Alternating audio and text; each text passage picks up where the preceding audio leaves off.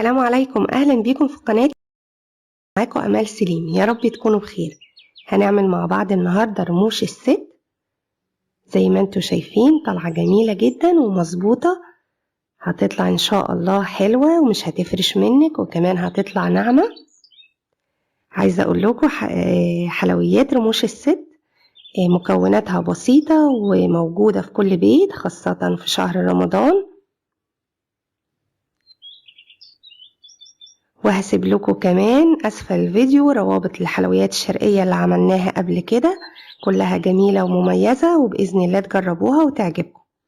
ويا ريت بقى ما تنسونيش وتعملوا لايك الفيديو، بجد بيفرحني وبيحسسني ان الفيديو عجبكم.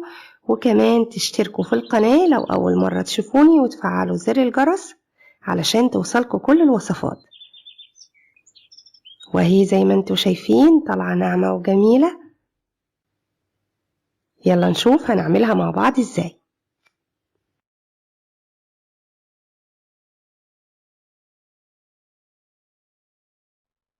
يلا نبدأ ونقول بسم الله. أول حاجة معايا كوباية إلا ربع من السمن، تقدري تستبدليها بكوباية إلا ربع من الزبدة. بضيف عليهم نص كوباية من سكر البودرة، وبمزجهم مع بعض كويس جدا لحد ما يختلطوا مع بعض تماما.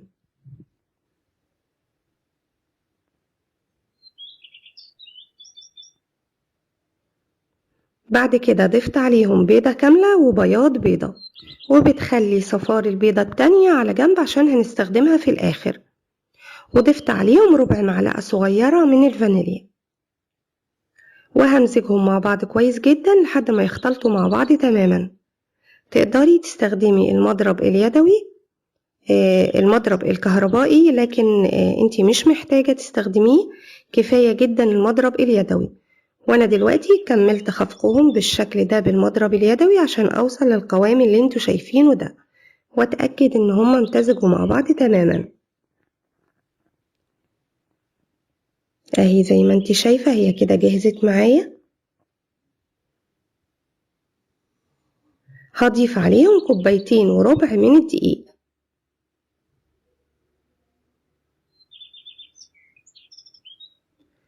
وربع كوباية من دقيق السميد، وتلت كوباية من جوز الهند. يا تستخدمي جوز هند ناعم، بس انا عايزة اقولك اني حتى لما بستخدم جوز الهند الناعم بضربه في كبة الخلاط عشان يبقى ناعم تماما. وضفت عليهم رشة من الملح وربع كوباية من اللوز المطحون. تقدري الخطوة دي ما تضيفيش مكسرات براحتك. وتلت معلقة صغيرة من البيكنج باودر، مش بتزودي عن تلت معلقة أو ربع معلقة.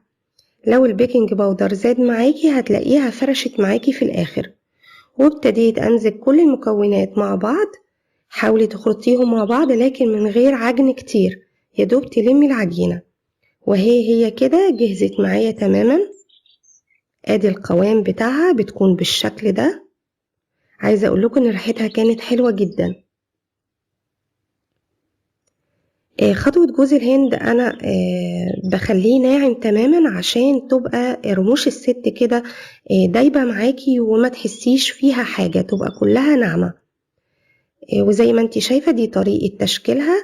اولا بتدهني كده الصاج دهنة خفيفة جدا، وتبتدي تشكليها بالشكل ده. تاخدي قطعة صغيرة وتيجي من على الطرفين تسحبيها اهي، بتسحبيها كده من الطرفين عشان تديها شكل العين.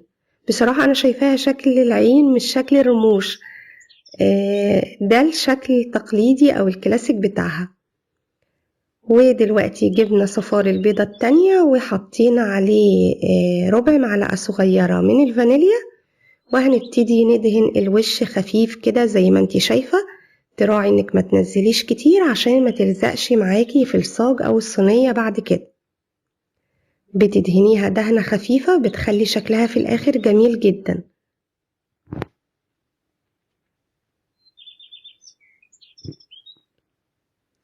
وبتدخليها الفرن. اول ما تلاقيها احمرت من تحت او خدت اللون اللي يناسبك، افتحي الشواية من فوق عشان تاخد لون من فوق، ده لو كانت لسه ما خدتش لون من فوق. وهي زي ما انت شايفة مش بنخليها تاخد لون اكتر من كده، هي كده مظبوطة جدا، نفس اللون اللي بنشتريه من المحلات، وطالعة مظبوطة جدا، ما فرشتش ولا اي حاجة، وفضلت محتفظة بشكلها. بعد كده بكون مجهزة سيرب خفيف بارد. هقول لكم مكوناته، عبارة عن 1.5 كوباية من السكر، وكوبايتين من المية، ومعلقة من عسل الجلوكوز، ورشة من ملح الليمون، وعصير ليمونة صغير. وطبعا في الاخر بتضيفي نقطتين من الفانيليا، بتنزلي بيه وهو بارد كده على رموش الست، وبعد كده بتغطيها وتسيبيها لحد ما تتشرب تماما. او طريقة تانية انك انتي بتطلعي رموش الست كلها من الصاج او الصينية وتسقطيها جوه السيرب شوية، وتطلعيها بعد كده وتغطيها. وهي زي ما انتي شايفة بعد ما سبتها شربت السيرب تماما وغطيتها، بتلاقيها طريت معاكي خالص، وطالعة بجد في منتهى الجمال. شكلها حلو جدا، وعايزة اقولك ان الاولاد حبوها جدا جدا. يا رب فيديو النهاردة يكون عجبكم. اتمنى لو عجبكم الفيديو ما تنسوش تعملوا لايك للفيديو، ولو اول مرة تدخلوا قناتي ياريت تشتركوا فيها وتفعلوا زر الجرس علشان توصلكوا كل وصفاتي. بحبكم في الله. امل سليم.